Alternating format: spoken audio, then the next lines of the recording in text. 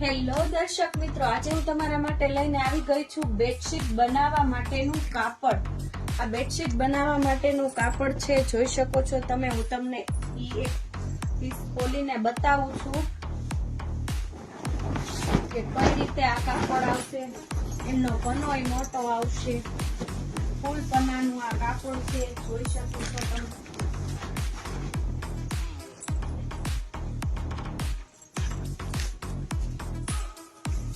એમાં colour design